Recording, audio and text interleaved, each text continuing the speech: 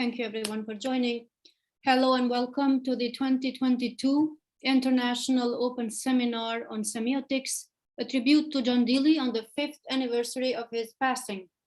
Indeed, we have already crossed to 2023, and this will be the last week of this program, albeit a very eventful week with another 4 events, 4 important lectures coming up this week before the closing ceremony this Saturday. So we are full of anticipation. And today we are graced with the presence of a very special guest, Professor Eero Tarasti, one of the greatest contemporary semioticians, and he's going to talk about the profile of John Deely as a semiotician and a philosopher. Thank you, Professor Tarasti, for being here with us. Welcome to our program. And we also have Dr. Bujar with us, who is going to make some insightful comments regarding Professor Tarasti's speech later. However, I would like to mention that it is particularly interesting to hear from Professor Tarasti, knowing that he was one of the good friends of John Deely, one of the closest friends, and they have known each other for long. In fact, one of the first Deely books that I discovered online by accident, and through which I came to know more about Deely's works, was dedicated to Professor Tarasti. So we are very eager to hear from you, Professor Tarasti, but for the sake of audience, I'd like to briefly mention a few words on your biography. And it's a lot to be said, but very briefly, Professor Eero Tarasti is a professor of musicology at the University of Helsinki, chair since 1984 to 2016. He was the president of International Association for Semiotic Studies for 10 years, and now he is its honorary president. In 2016, Professor Tarasti has founded the Academy of Cultural Heritages. He studied music in Sibelius Academy, Helsinki, and then he studied in Vienna, Paris, Rio de Janeiro, and Bloomington. Professor Tarasti has got his PhD from the University of Helsinki in 1978, after studies in Paris with Lévi-Strauss and Greimas. He is one of the founders and the director of the international research group Musical Signification since 1984. He has become the honorary doctor at several universities across the world, including the Estonian Academy of Music and Theatre, New Bulgarian University in Sofia, Indiana University, Bloomington, University of Aix-Marseille, France, and also Gheorghe Dima National Music Academy in Romania. This is just to mention a few. He has published more than 400 articles, edited 50 anthologies, and written 30 monographies. He has also supervised more than 150 PhDs across the world. So just to mention a few titles, pardon my French and other languages, I'm going to focus only on the English titles, and for more details, you know, there is always the website, the official website list there. So just to mention a few, Myth and Music, published in 1979, A Theory of Musical Semiotics, published in 1994, Heitor Villa-Lobos, 1996, Existential Semiotics, published in 2000. I think this is one of the seminal works of Professor Tarasti. Science of Music, 2003, Semiotics of Classical Music, published in 2012 and also translated in French in 2016. Seine and Skane, Explorations in Existential Semiotics, published in 2015. And the upcoming one, to be published in 2023, Transcending Science, Essays in Existential Semiotics. So perhaps Professor Tarasti later can tell us more about this work, because we are very interested. And just to mention also the interesting fact that Professor Tarasti is also the author of 2 novels, which have been translated and published in French, Italian, and of course in Finnish. So with this, I'd like to invite Professor Tarasti, and Professor, the floor is yours. Thank you. Well, thank you so much, Elma, for this very kind introductory words. Indeed, very nice. And thanks for this invitation for this famous series, in which I shall be very glad to talk about John Deely. And if I just want to add, because this takes place from Portugal, that my study on Heitor Villa-Lobos just appeared in Portuguese language, so in Sao Paulo. So it's my latest book is in Portuguese language. Anyway, but now let's go to the topics of this speech, and it is John Deely, indeed, this very important scholar in philosophy and semiotics, whom I was glad to know since 1979, when I met him for the first time just in Bloomington, Indiana University, where I attended, that was my first trip to the United States, the American-Polish Symposium on Logics. There was a big Polish delegation directed by Jerzy Belch and many others. I think Professor Wasik was there. And then John Deely was, and his wife, Brooke Williams, both attended. And I had just a souvenir of one dinner at the famous Memorial Union, one hall. Umberto Eco was there also. And I was sitting in the same table with John. And then I tell this is a cultural anecdote, maybe rhetorically benevolentia captatur. You know that there is a rule that if you want to have something at the dinner table, then you never ask it for yourself, but you ask if some other person wants to have it. So I wanted to have some sugar. So I saw the sugar was close to John. I said to John, would you like to have some sugar? Because you must propose it to another person. And then the other person must react so that he gives the sugar to the one. But John told me, no, I don't want to have it. So I had to use this, like Americans say, boarding house leeches. I took the sugar by myself. But anyway, then this symposium continued in Lubbock, Texas Tech University, with meeting of the American Semiotic Society. It was organized by Professor Kenneth Kettner. And so I went there, and there I met, by the way, for the first time, my colleague then, Robert S. Hatton. We were both very, very young then. This was 79, indeed. But then after that, I met John very often in these meetings of the American Society, like in Buffalo. I remember Thomas Sibiok once invited me to a roundtable on the role of the observer. Brooke Williams was also there, so I was there. And then in San Francisco, I remember, and then like it was still, John Deely was very active in IASS, is International Association for Semiotic Studies, and he always came to the World Congresses and was very actively participating to discussions and to the board meetings in many ways. So, and then finally, I invited him to Helsinki University. That was the year was 2000, because we had then one open chair, and I could get it for semiotics. So he became professor of semiotics for visiting professor for one semester, and then he was also given the so-called Oscar Prize of semiotics, where it is no money, unfortunately. It's only honor. But its name comes from the Finnish semiotician Oscar Parland, who is a psychiatrist and writer, and whose younger brother Henry Parland was the first semiotician in Finland, a Finnish-Swedish poet who passed away very young in 1930 in Kaunas, with his uncle Wilhelm Seesemann, who is a great philosopher in the Lithuanian tradition. And by the way, teacher of August Julian Greimas, also in Vilnius, Kaunas.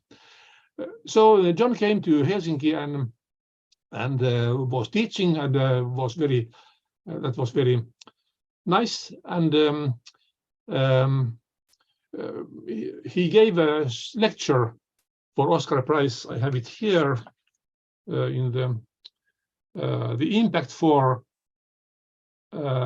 impact of semiotics on philosophy was the title. This lecture was very dear, and he planned a lot to how to publish it, but I don't know whether this was ever published. But You must remember that in the same year, he was publishing his monumental work, 4 Ages of Understanding.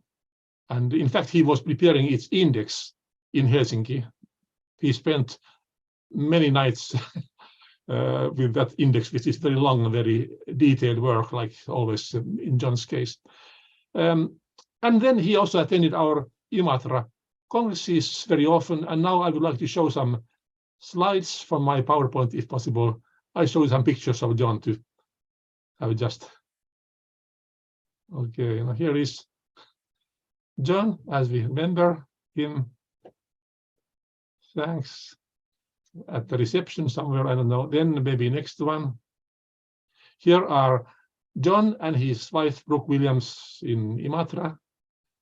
So here again, we are in front of the castle, L'Art Nouveau Castle of Imatra, the place of our congresses, at the Rapids, very famous tourist attraction. And you see there John and Brooke Williams, and between them Anne Eno from Paris, and behind Brooke we have Trista Vasic there, and then you see my wife Ayla and me, we are there. Thanks. Next one. Again, this is in front of the same castle, together with one lady whom maybe someone here knows, but I just forgot her name. But this is Varela, I think, maybe from Spain. Okay, next one, please. This is from taken at the dinner. Here is Paul Cobley. In the middle, you see, and John. And then on the left side, we have the Grigory Levington from St. Petersburg. So thank you. Next one. This is during our excursion to Viipuri. And here, people sitting there are Professor Gérard Deledal and his wife Janine Deledal, the very famous French hair scholars, you know, Deledal, who wrote a book, La philosophie peut-être américaine, very famous study indeed. Next one, maybe.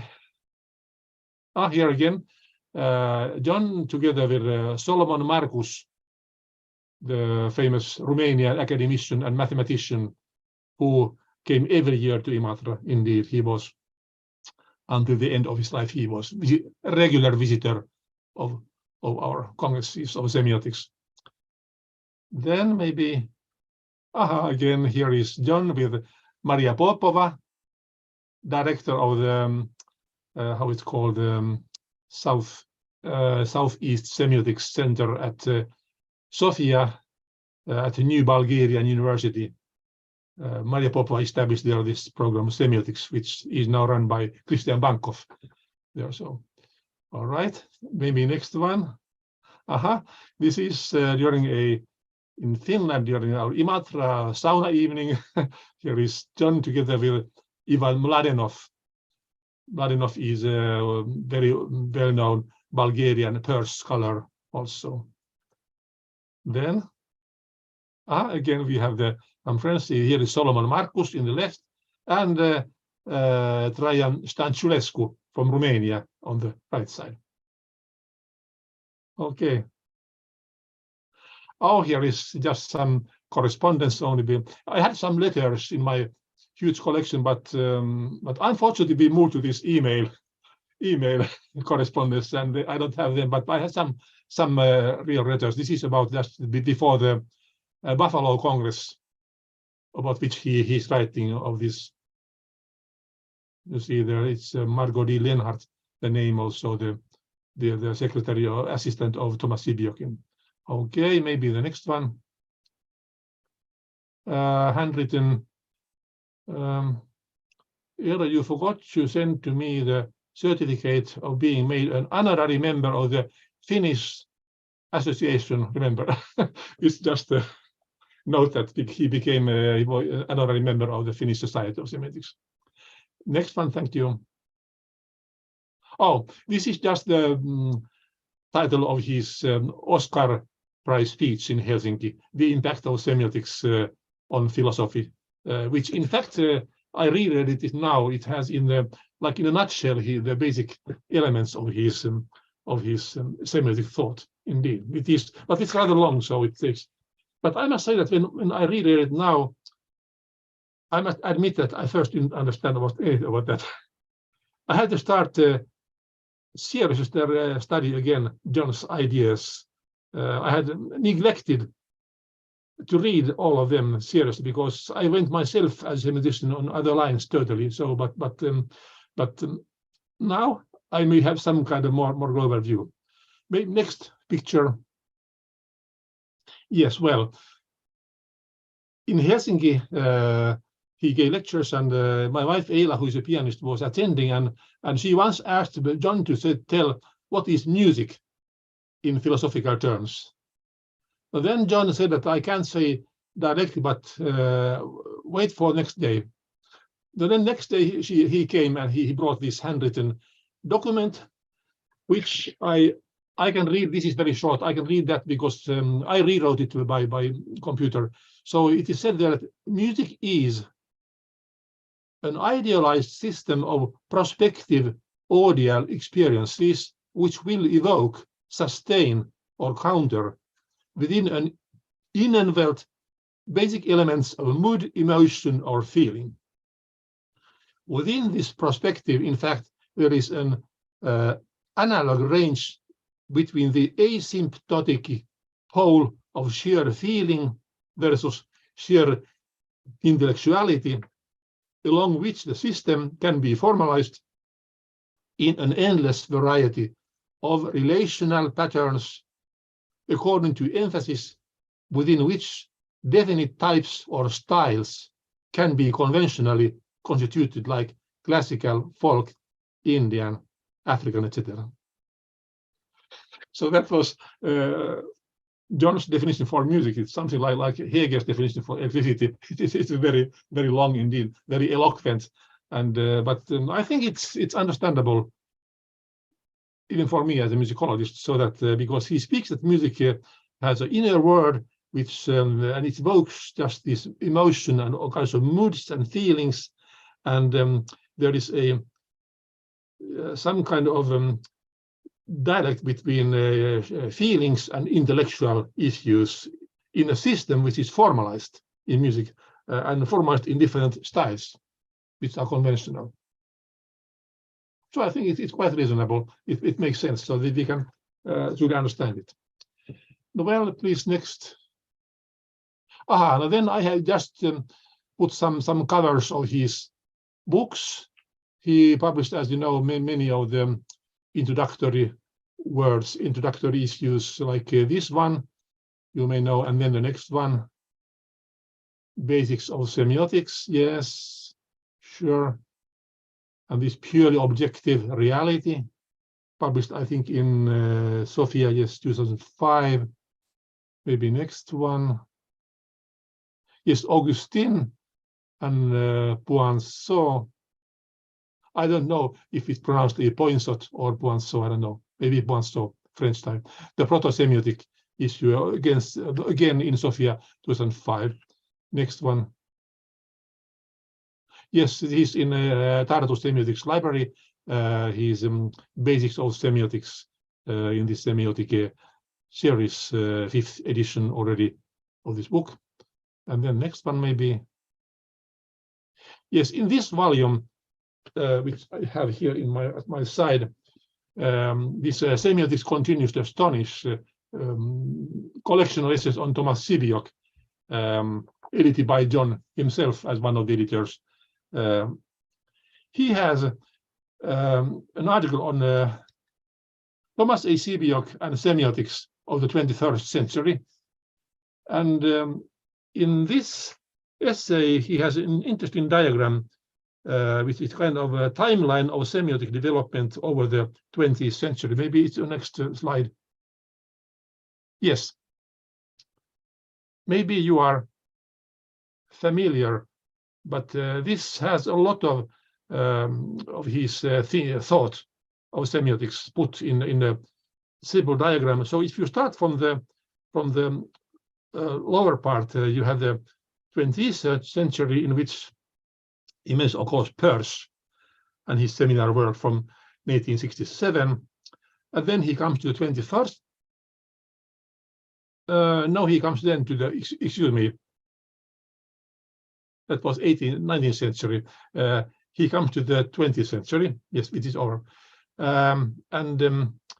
There you see these 3 lines, which is one is the Persian line developed by Nathan Hauser, Kettner, Ransdell, Match H. Fish, Savan, Morris, many others. And then he has this relatively independent confluence in Eco, Jacobson, Bahtin, Prop, Carnap, Bloomfield, and among others.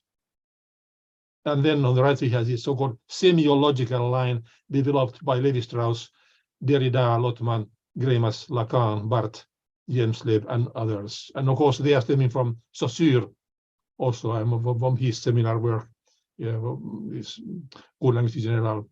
And then you see above it, the shaping influence of Semiotic, who certainly was perhaps the most important scholar in John Deely's life, and who had a great impact on his work.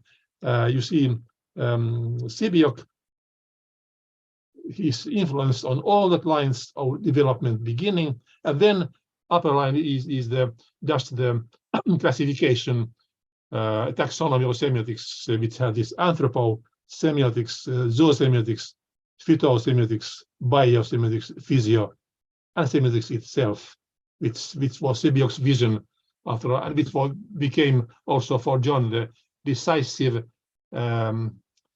leading idea of his 4 ages of understanding, as I can show you. So this is, I think this is very, very important. Now, the great theme behind, maybe you take out this diagram. You may take it there. Over here we have still one, of course, by Semiotic Prologues, which has a chapter written by John Deely also. And here we have the picture of Tom Semiotic in the cover. So, and then you please take out that. He still. John edited a long series of semiotics of the papers read in the meetings of the American Semiotic Society, which always, by the way, included one session on the forgotten pioneers of semiotic thought. I remember, obviously had that, and they had their interesting figures, and so that's it. Maybe the next one, if there is anything. Okay, here we come to this 4 ages of understanding, which I shall now discuss a little bit more. So this, the first postmodern survey of philosophy from ancient times to the turn of the 21st century. All right, thanks. Take it away there. Okay, then maybe, okay, here we are. Now, the great theme behind here, profile of John Deely, is, of course, philosophy and semiotics. And then next one, we have to think that can we semiotize philosophy, and can we philosophize semiotics? Okay, these are 2 questions. But next we can ask further, namely, which semiotics and which philosophy? Because there are so many semiotic schools, so many semiotics, and so many philosophies as well. So that is quite fundamental, how John Deely defines what is semiotics and what is philosophy to his mind. Mistake to identify him with the Anglo-analytic school of American philosophy. He was namely strongly against Anglo-analytic school, and that comes in the foreground in his book 4 Ages of Understanding very clearly. I just took one note there, which I will just read here. Yes. Well, what is Anglo-analytic school, you may ask? Well, I remember a lecture by Nathan Hauser, who was chair of the Indiana Napolis First Edition project. He once came to Helsinki. He said that there are 3 criteria to be Anglo-analytic. First, there must be the linguistic turn. Next, use of formal logics. Third, the correct philosophical style?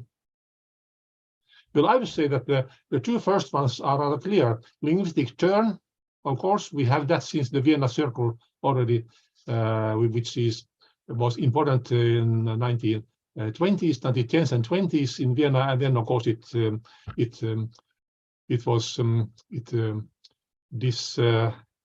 dissipated. They moved to America, and so it finished. It was closed, and then the use of formal logics, quite clear. But what is correct philosophical style is a little bit cryptic to my mind. But anyway, John Deely wrote in his later about this Anglo-analytic school. Even today, you will find successors to British empiricism, which transformed itself into analytic philosophy when it restricted its data of sense to logical formulae and linguistic expressions, and primarily current English ones, that proudly and massively ignorant both of previous philosophy in general and of the Latin age in particular.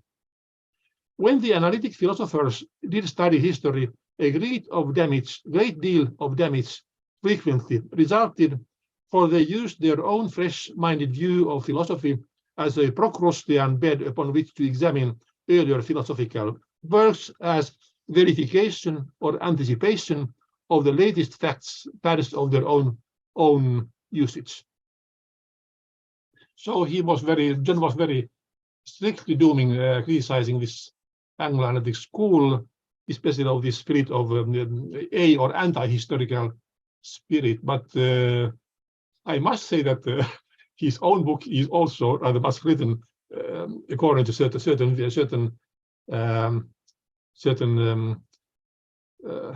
ideas, certain doctrines in which he believed very strongly. I shall come to this. What are these organizing principles of this monumental work of the whole history of philosophy? But to go back to this analytic school, because that's important, since John Deely was not in that school, and I remember Solomon Marcus once said to me that why John Deely never appears in the meetings of the American Philosophical Society as an American philosopher. He was never invited there. Well, sure, because this school had made separated from all semiotic thought very early in the Vienna years already. Namely, if you go back to the 1920s, Rudolf Carnap, Gottlob Frege, Neurath, Wittgenstein, and many others, they made a school, and they had a talk about semiotics, but in that phase they already rejected semiotics altogether. I think it was Neurath, or was it Frege, who told in a letter to Carnap that, well, semiotics, that is etwas altväterisch gravitätisch in German. Altväterisch gravitätisch. It's something old-fashioned, heavily loaded, not acceptable. Whereas semantics, oh yes, semantics we understand.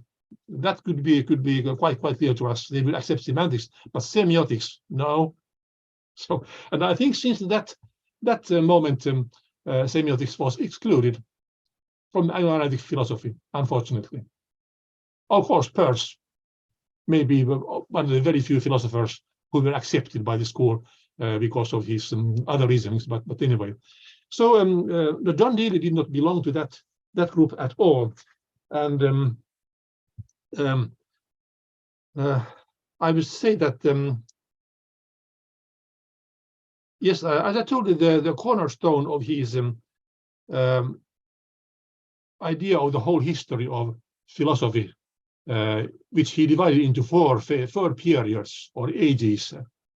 They were named the Greek thought first, Greek philosophers Plato, Aristotle, then the Latin thought, namely the scholastic philosophers until Poinsot, I think, and Thomas Aquinas, and all these scholars, which were very familiar to John, because you know, he had his education was as a Dominican, almost a priest. I don't know because he became a priest, but he had a totally perfect Thomist education. His job as a professor of philosophy was in the Thomist University in Houston, Texas, so all the time. So Latin age.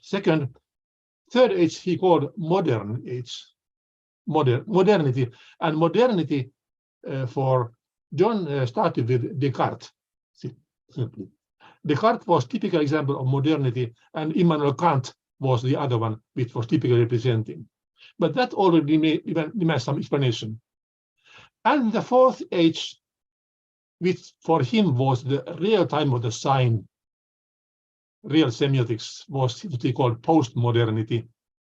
And maybe here are the most confusions, because John Deely's postmodernity was had nothing to do with the so-called postmodernism as a continental, mostly European intellectual movement, which came after structuralism, post-structuralism, and then postmodern thought, which was something completely different, something like Jean Lyotard, let's say, and totally different ideology. So it had nothing to do with John Deely's postmodernity, and I shall now try to explain how this goes.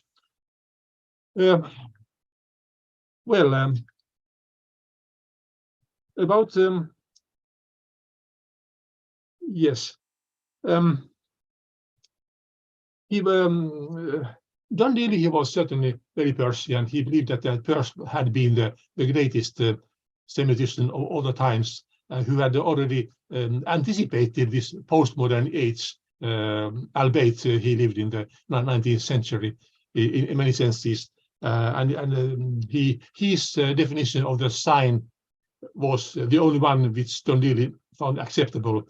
All these other lines he commented in this book and offered with the understanding, but he rejected them definitely. He called them as glottocentric semiotics. So semiotics focused in the speech, communication. And communication for John was mainly just the speech, the emission of a vocal signs, so to say. And of course, language was another problem which he dealt with, because he adopted from Thomas Semiotic this view that language was not created for communication at all, but language was rather a modeling system whereby the organism arranged his or its sensations stemming from umwelt. But I come to this soon. So language was not at all for communication. Well, I must admit personally, I never understood this Thomas Semiotic's idea, indeed. But he was quite convinced that it was also John about this issue, that language was not for the communication.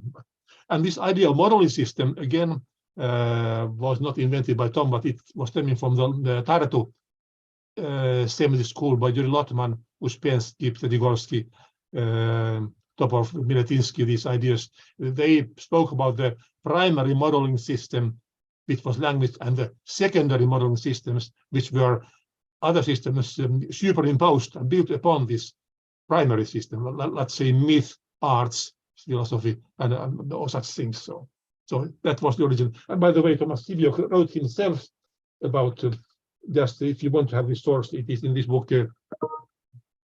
We know this, Thomas Semiotic, this a sign is just a sign, and here we have the chapter of this. So we have the diagrams just presenting this idea. So he discusses here that in what sense is language a primary modeling system? So here is just the reason of Thomas Semiotic, justification for his distinction. So John's book, Understanding, he speaks much of this notion, Latin notion of signum, of course. Yes, but one thing which I didn't see there, but if we think the scholastic definition that sign is aliquid stat pro aliquo, then certainly sign is something transcendental, because it's referring to something which is absent. It's transcendental. for me personally, because I'm developing my own existential semiotics in which the notion of transcendence is quite central. I also see that semiotics is altogether a transcendental science. Both communication and language are transcendental activities. If we accept Umberto Eco, who said that semiotics is communication plus language, language, we can say that language is we are emitting signs which are referring to something which is absent, so to something which is not present, but which comes to our mind. So, and communication, of course, from Mr. A to Mr. B, the famous Saussure dialogue, you remember the diagram. So Mr. A can never be certain about Mr. B, what he thinks when he gets a sign and how he interprets it. And by the way, this problem is taken by John Deely also in his study. It was somewhere there, but of course, the same problem was in Rudolf Carnap in his Der logische Aufbau der Welt, when he speaks about this eigenselig und fremdselig. Eigenselig has own psychic and alien psychic elements, so that the Mr. B is alien psychic alien to Mr. A, because Mr. A cannot know what. When I'm talking here, I have many people listen to me now, but I have no idea what you think right now. So you are alien psychic entities to me, unfortunately. Of course, I can suppose that something similar happens in your brain, like my brain, but that's only a hypothesis, and maybe it's a hope that something happens. But anyway, so this signum notion was central for John's thought, and of course this idea of ens reale and ens rationis, which is so real things, real, and what is rational or relational, which is truly fundamental distinction, whether your theory is on the side of realism or nominalism. As you know, Peirce rejected nominalism very strongly, and so also John Deely. So they build their semiotics upon realism. So there must be something real somewhere. But what is real, after all, is very problematic at the end. Well, Peirce, if you think triangle, representame, interpretant, object, well, behind that object is what he calls a dynamic object, which, like I think Umberto Eco said it like kicks off the process. Something which is there, we don't know what it is, but it is the reality. Maybe it is das Ding an sich. I don't know what it is, but it is there. But anyway, so John says that modern philosophy appears essentially as an exploration of the nominalist alternative. Postmodern thought begins with the acknowledgement of the bankruptcy of the modern effort, pioneered by C.S. Peirce. So there are the four ages, and of course the modern. What is modern? Of course, we take Descartes. Of course, essential thing there is that the focus comes now the self, the subject. How can I be certain of anything? I can doubt everything, like Descartes says. But the only thing I cannot doubt is that I am doubting something. So here comes the cogito ergo sum. So I doubt, so I exist, I am. So that's the only thing which is evidently true. And Descartes was just searching for evidences, and he thought that the evidence emerged if my ideas in my mind were coherent. Then it was evident that it was evidently true.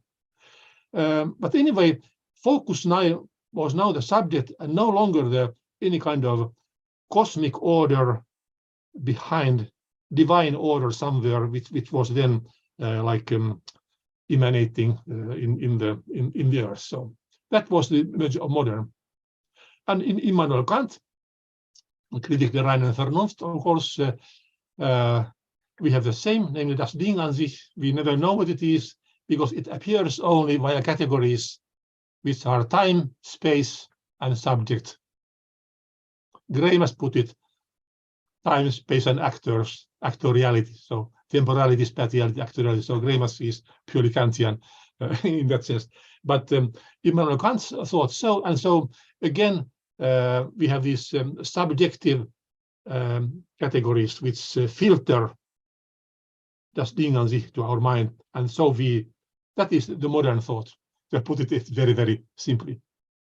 Well, I must say here that we have in philosophy, of course, many definitions for what is the modern. And one other definition, which I may here have here is, oh, I forgot it somewhere. Oh, yes. Maybe they know this book by Charles Taylor, The Sources of the Self, which is like John Deely's 4 Ages of Understanding the whole history of philosophy, but from a little from different point of view. So Taylor starts that his modern period starts with Descartes, and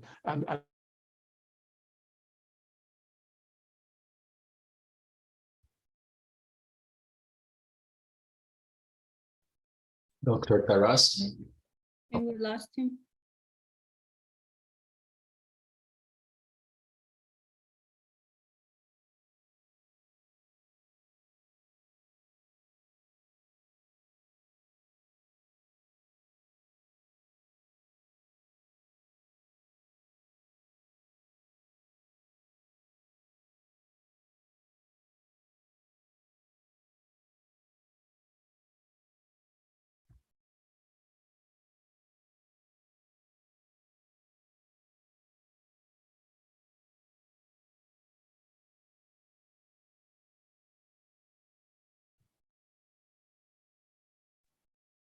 can you hear me? Yes. We can, Professor. Yes. Okay, there are some problems in the connection anyway. So, well, small pause or thought, but let's continue now. So Charles Taylor had his this expressive function of the self was important in his view of these issues.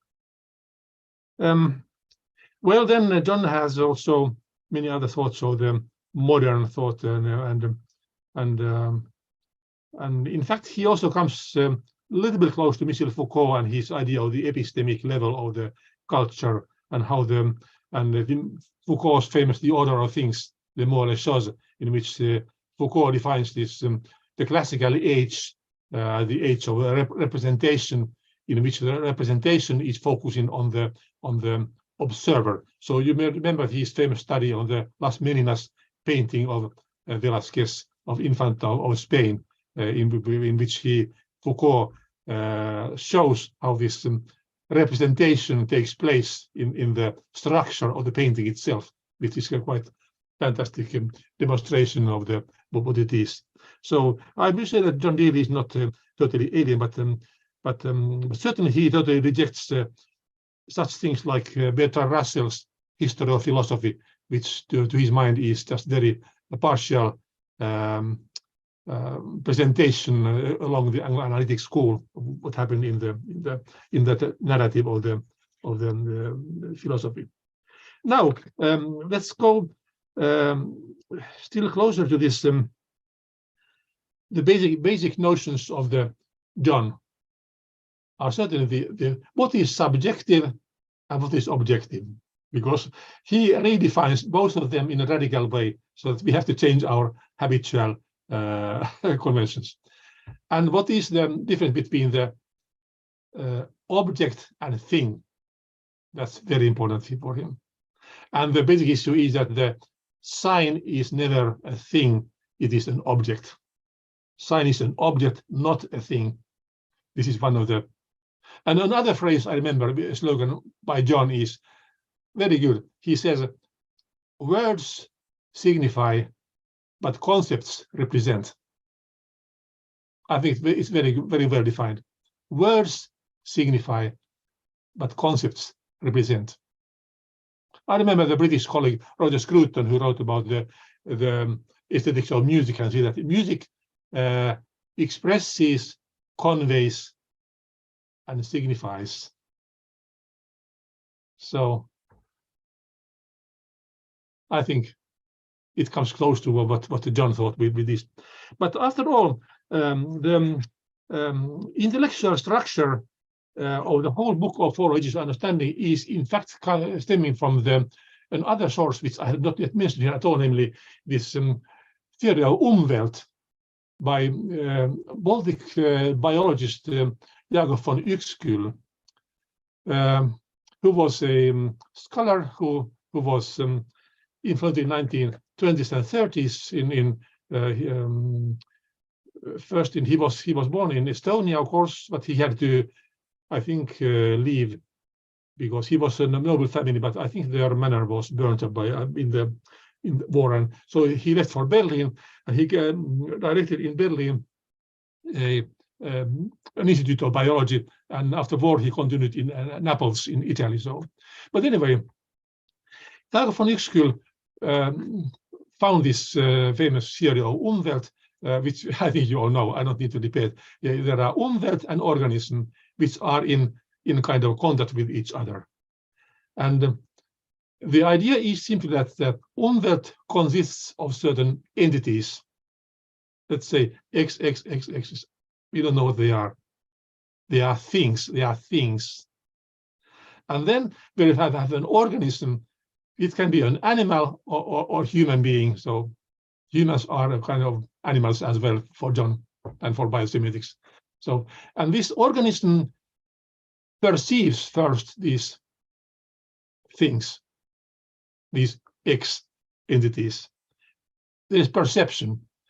And then this perception becomes a sensation in which they already become objects for this organism. And so then they have become already signs. I think this became for me quite clear when I now read this. And of course, this activity was called by the German word Merken, by Jakob von Uexküll, Merken, signifying Merken. Of course, what followed was Wirken, namely the reaction back to the. John Deely said that because this is a relational structure, that the relation has always three elements. Relation is founded based upon something. Let's say here in Umwelt the X elements. Then is relation itself what it is.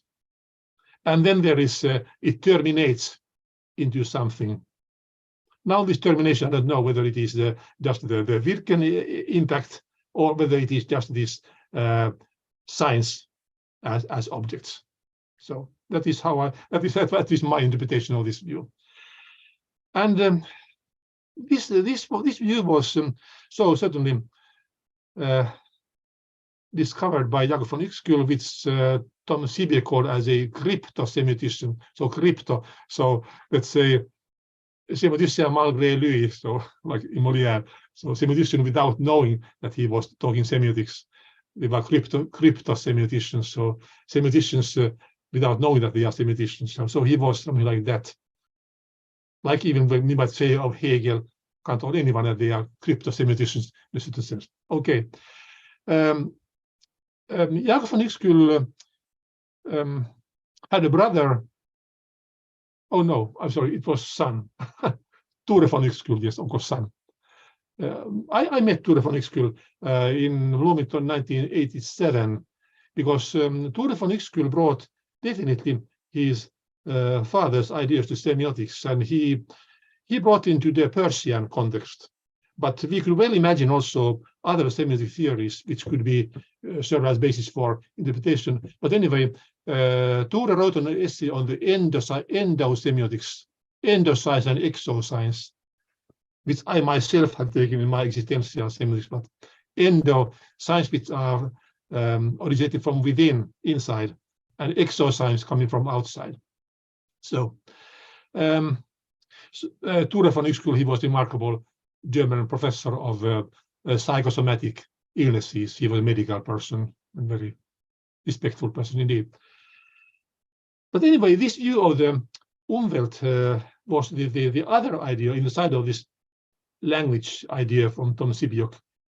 And also this Umwelt idea came to John Deely, I think, via Tom Sebeok.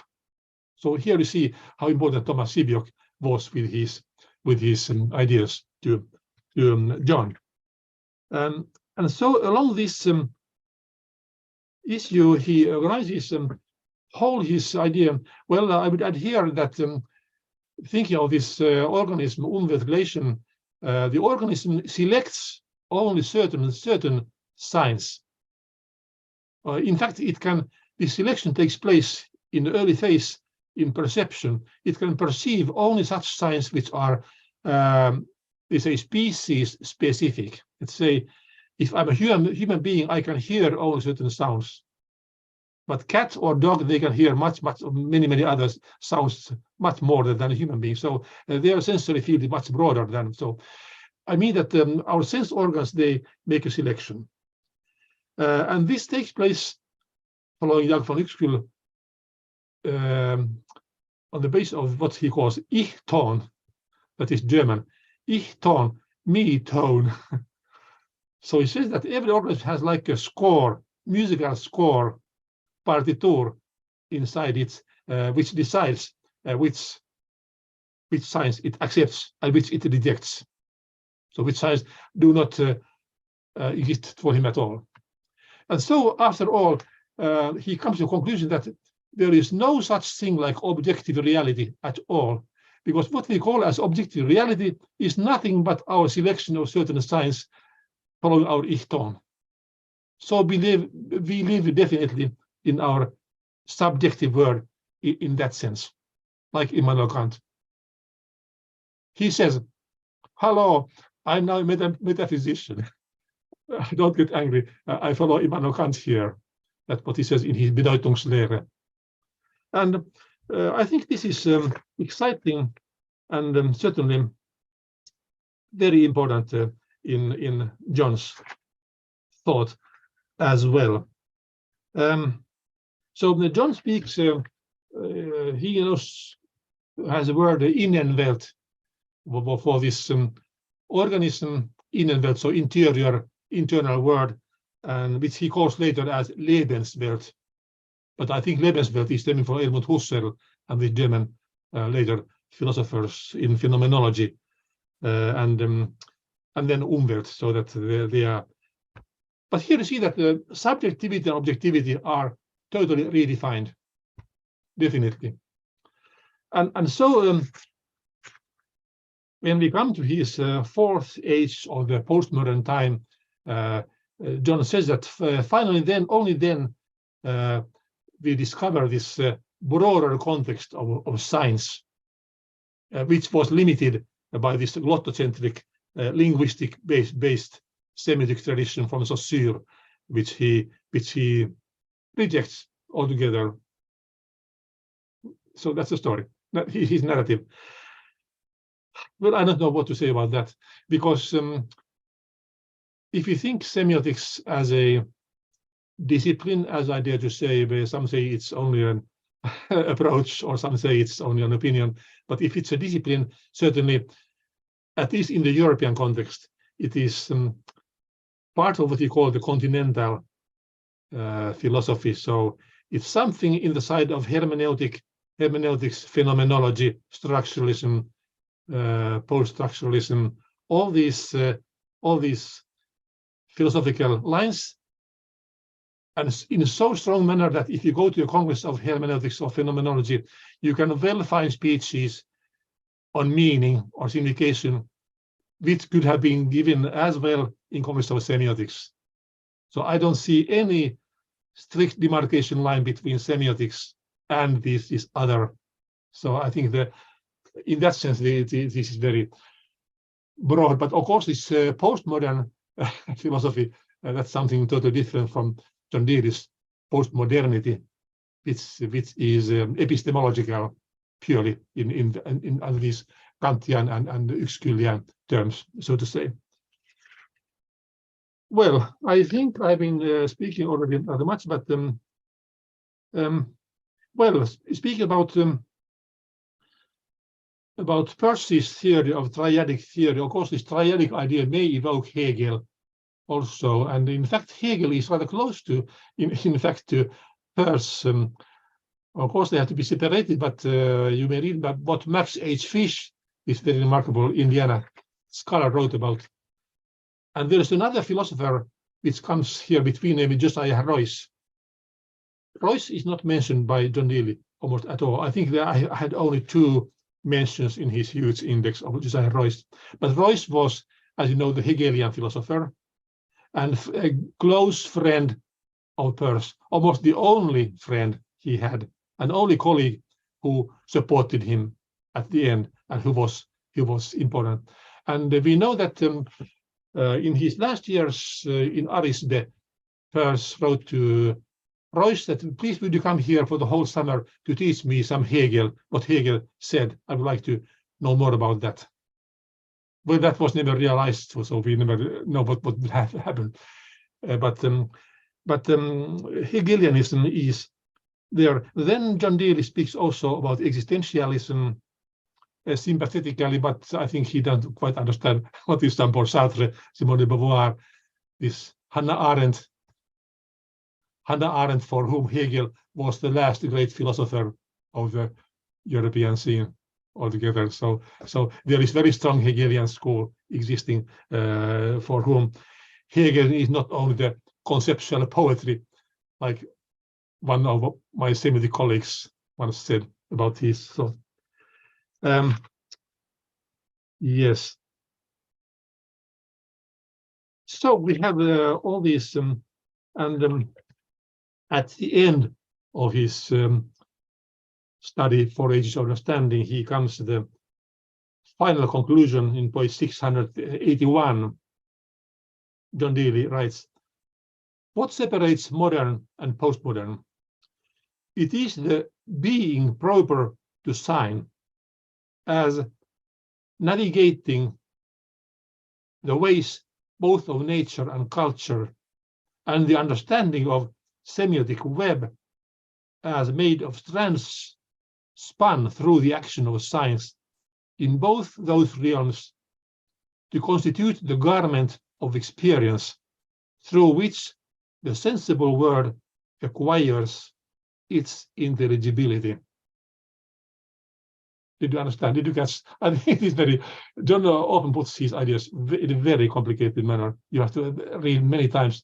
And frankly said, only after reading now finally, very roughly, this 4 Ages, I started to understand also his Oscar speech, which he gave in Helsinki a long time ago. And in his Oscar speech, I put some notes here, but we have no time any longer to go.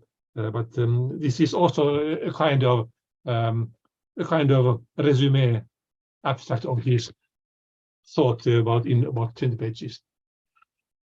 Well, what should I say to conclude? I must say that I think John Deely was a visionary thinker. He had a vision, and he was very independent-minded person who had the courage to redefine many concepts differently from what we are used to do with them. So he had the courage to do that, and by this means he achieved this monumental work, which is a narrative of the whole history of philosophy, indeed, which is absolutely a rewarding experience to read, and from which you can certainly develop many further ideas in semiotics. But I thank you very much. I've been talking already very much. Thank you very much. Thanks. Thank you so much, Professor. I hope I'm audible. Thank you very much for this historically and philosophically loaded speech. It's been much needed, and I think it's timely right now in this final week of the program. We have this, and it's great. Thank you so much. And we also have Dr. Bujar here with us. Dr. Bujar, you are here with us, you can hear us. Yes, yes, of course. Let me just a few brief words about your profile for the sake of the audience, also for the YouTube audience later. So very briefly on this, and then you can have your floor with a commentary on Professor Tarasti's speech. It's been a very dense speech, so I hope you can find your way. Okay. So Dr. Bujar has been a guest at our program previously. I think, if I am correct, in a topic related to Umberto Eco's work, and also in a program with Professor K, Performing Arts in a Process of Semiosis. So he is no stranger here. He is a full professor of communication sciences at the Southeast European University in Tetovo and Skopje, North Macedonia. His teaching courses include communication theory, introduction to communication sciences, and semiotics of mass communication. His main scientific interests are structural semiotics, semiotics of passions, semiotics of disabilities, and existential semiotics. So he has gained his PhD from the University of Skopje in 2008 on the semiotics of Umberto Eco. Out of his creative and intellectual work, we can mention here a few publications from prestigious scientific journals. I'll mention both the Greuter one and also the other one from the Humanities Bulletin. The titles are very interesting, such as Semiotics of Precision and Imprecision, published in 2016, as well as Multilingualism and Sameness versus Otherness in a Semiotic Context, published in 2018. They are published in the Greuter Mutan Semiotica.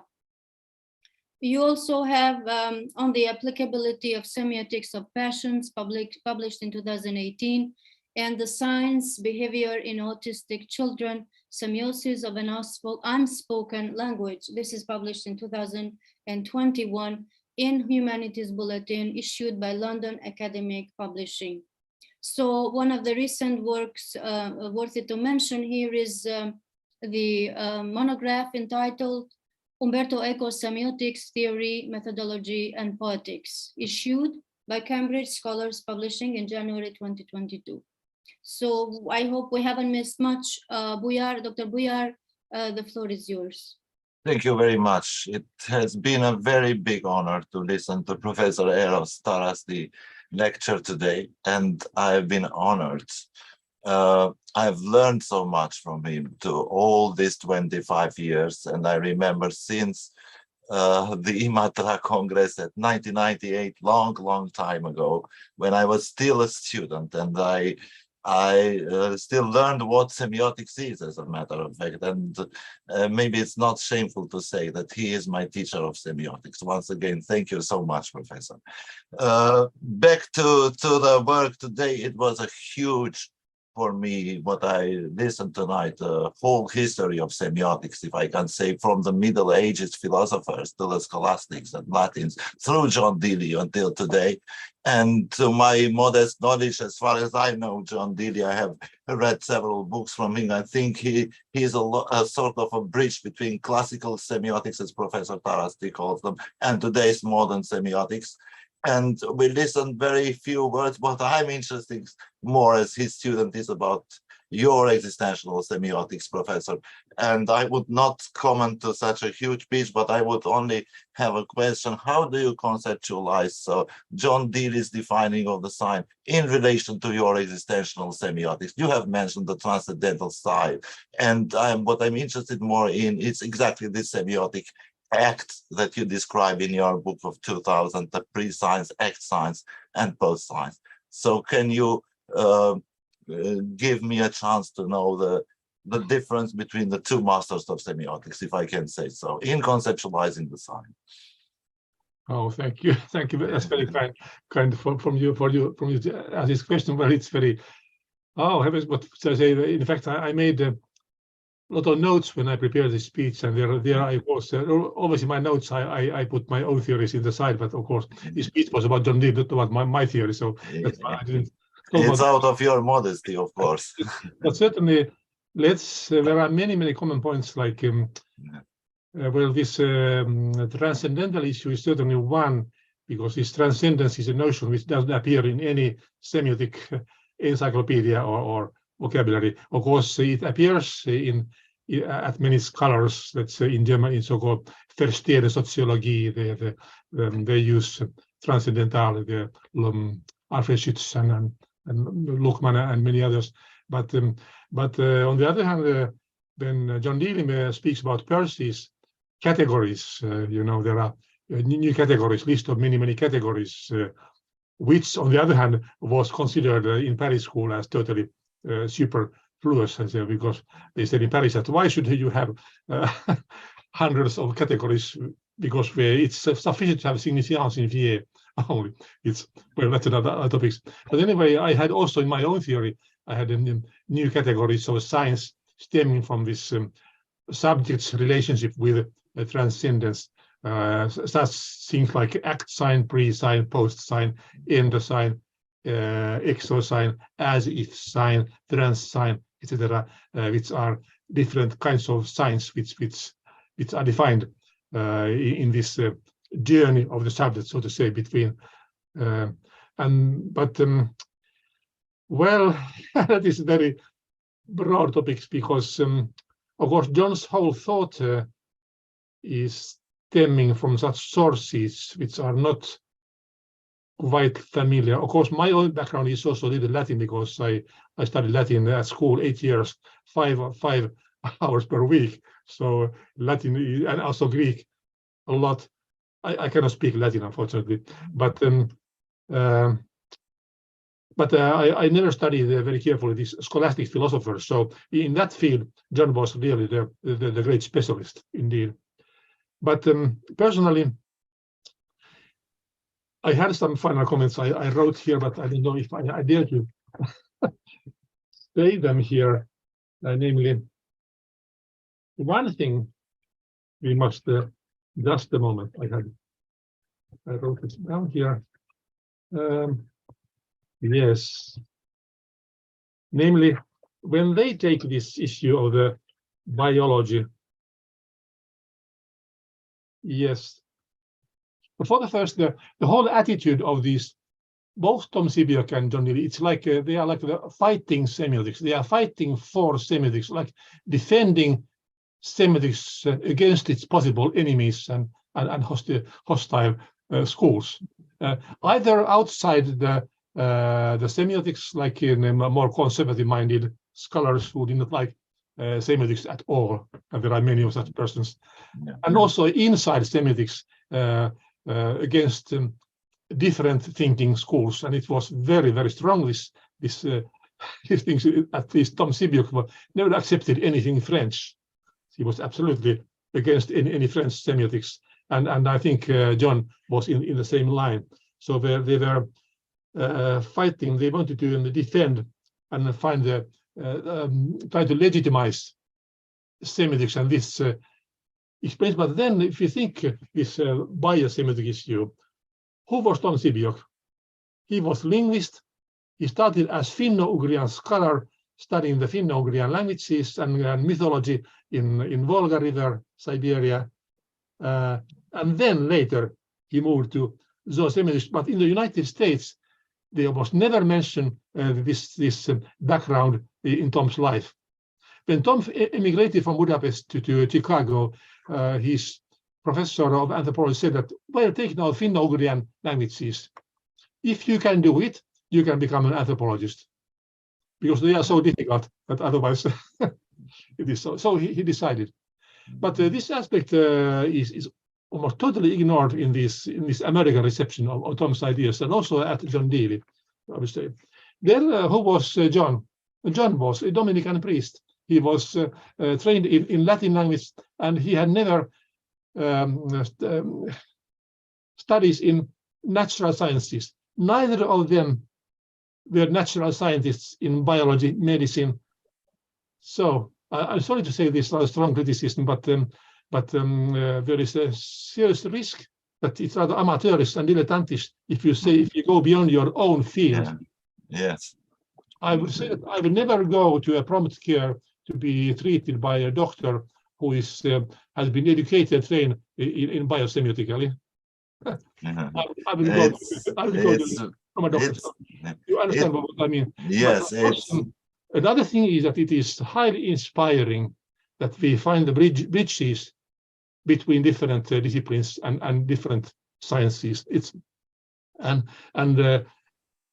Maybe this is their thought was so much pioneering that it will be only later discovered how important it was. So you never know what happens in future. Yes, my impression, Professor, is that maybe in terms of biosemiotics, it was Kalevi Kul who, when we were together in Thessaloniki, positively surprised me by this togetherness and the oneness of organisms, which from place to place also we can find in Deely's theory, which we were all structurally based somehow, a point of view, an approach that slowly but surely through Persian theory and onwards has been a sort of abandoned from the modern theories. That's why I posed that question, and I think that also your theory, it's from semiotics is now growing from its ontological to its epistemological status. Maybe John Deely was one of the founders of that idea. Maybe I'm wrong, but you know, there are exactly as you say, and when I read Deely exactly, I have taken 3 pages of notes because I learned so much from you when you said that Deely says that there is no objective reality. And that's what struck me most when I reread those definitions on the levels of subjectivity. Thank you so much. I have nothing more to add. Of course, I am always learning from you, like I did, and you know it very well in the past. I try to follow each and your lecture, and I'm very honored from that. Let me do a digression from the semiotic and scientific world. My one and only book is dedicated to you. Let me say this publicly. Thank you so much. Thank you, Bujar, very much for your very interesting ideas and your remarkable study on Umberto Eco's semiotics. So, by the Umberto Eco and John Deely were good friends, and Yes. sometimes you know, they were physically a little bit like each other. So sometimes John Deely would joke in Italy that he would pretend to be Umberto Eco. They really accepted his figure as a vice Umberto Eco. That's quite true. But on the other hand, one thing still is that John Deely, he was very strictly moving this philosophical line, and he was very faithful to his thought is very logical, coherent, and organically developing all the time. But he never made effort to make it an operational in the concrete analysis of semiotic objects. He never went to the society, civilization, to the culture, arts, mythology, concretely, like so many semioticians, empirically minded semioticians are trying to do. But it was good because his task was indeed, as a philosopher, to be in that line and develop those notions which then other scholars can fruitfully use. Thank you so much, Professor. Thank you very much. Thank you very much, Dr. Bujar. Thank you, Professor Tarasti. It was a pleasure having you here. We might be closing now the broadcasting, but the session here on Zoom remains, so it's not over yet. We invite the guests to stay back and share their questions, comments with our guests. In the meantime, I just want to mention once more that we have 4 more sessions happening this week. For more details, you can check our official website. Thank you very much, everyone, for your presence and time today.